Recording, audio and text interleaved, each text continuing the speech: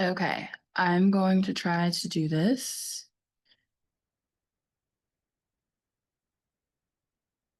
Now. Okay, so I wanted to show you a little bit about how I cull, because whenever I know that you're shooting with a lot of chaos, you'd want to make sure that you're shooting nonstop. And even if you're overshooting during the session, it's not the end of the world. But if you're overshooting, there should be a few different things that you should take into consideration. Number one, are you shooting in RAW? Um, if you're not shooting like in the smallest raw file, like there are different raw file sizes, it's important to probably switch to that because you're not shooting for a billboard.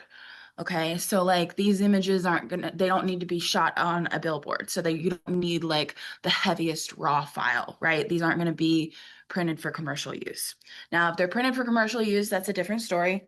But in particular, with this situation, with any tour that we're doing, do not shoot with like shoot raw, please understand me. Shoot raw, just shoot in, I think it's like MRAW or like CRAW or something. It's just like a smaller raw file.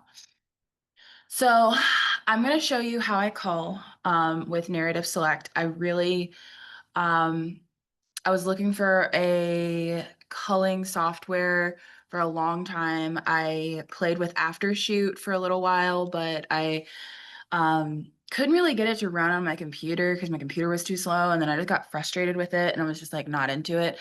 And then something happened and I came about Narrative Select. Narrative Select has been really awesome for me because it will load files directly from your SD card, which they don't really recommend, but I do it anyway.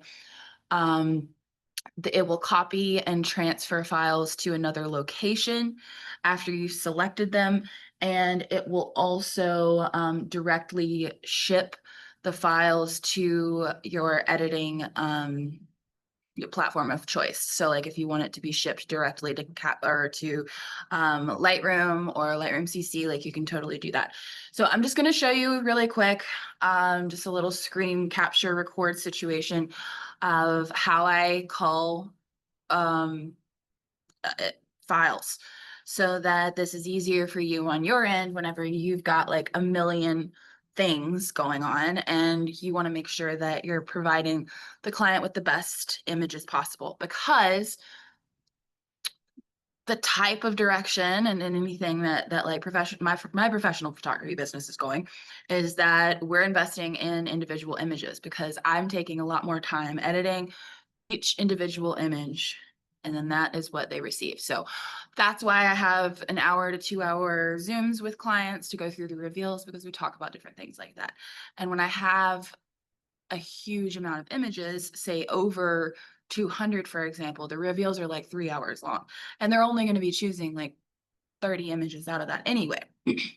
So in order to make it easier for everybody, I'm going to show you how to use this software and take advantage of the free trial. I might even have like a referral code or something. If I do, then I'll just drop it with this message. But I think it would really be helpful, considering like I know exactly where you're coming from, and I know like it helped me. So I'm going to share my screen.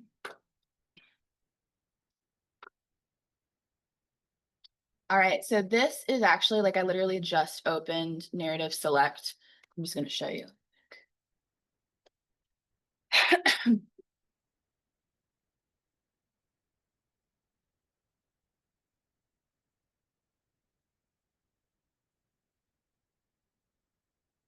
Okay, so this is Narrative Select. Just want to make sure you can see it. All right, and so when you first come into it, you're going to hit Create New Project. I'm still sucking in on my trial. I have paid for it before, but I'm just not going to until it makes me. And then so you choose a folder of images to drop here. So this is what I've done so far. I basically have all of Jihani's images here. And I pretty much had to expand just like all the folders, but then I put it all in one folder, because when you put it all in one folder and you drop it, it puts us right here. So now I have like 2,000 images pretty much. So One thing that I'm going to show you is when I'm going through these images, there's the face feature here where it's like close-ups, face mode. You can do that by pressing the slash button, or open close-ups in pan mode, which is like if you want to kind of like get a little bit more into it to make sure what you're working with is a good image. Um, you can take a look at the different types of information that it was shot. What this software does is it goes over and it's like first pass, which is like potential pick. So a potential pick would be like the best focus of these, and it kind of helps you sort of automate your system when it comes to culling. I don't always trust this because when I am using it, I feel like there are certain little things that might be missed, like if it's an artistic shot, for example. So um, I'm just going to give you an example of another little trick. So over here, it's you do have to wait a little bit for the filters to come through. So after it does load, I mean, this loaded for me. I have an M1 Mac Mini. This loaded for me pretty quickly. But even on my older laptop, it would take me maybe even just like 5 to 10 minutes. Like it wasn't like completely daunting. Um, Okay, so right here, you'll see this is one of the filters. So it's like I can filter people or things with image focus 5 or above. Okay, so what does that mean? That means that there are like, if I chose something that was like an image focus of 1, for example, that would be something like, hold on, let me show you. Like these, like you see how there's this undesirable pick? It's because it's not in focus, and that's the main reason. But I would probably, and I think they're also referring to his face. So this would also typically be undesirable, undesirable.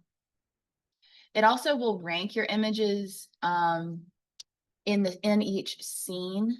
If you see over here, so in each scene that you go to, if you need to break it down and be like, okay, like how many were in that scene in particular. And so it's like, that. So the larger thumbnails represent scenes, right, like this. And then the smaller ones are like the pics of that scene. So it's so cool. Navigate between scenes, left and right, up and down. You understand that.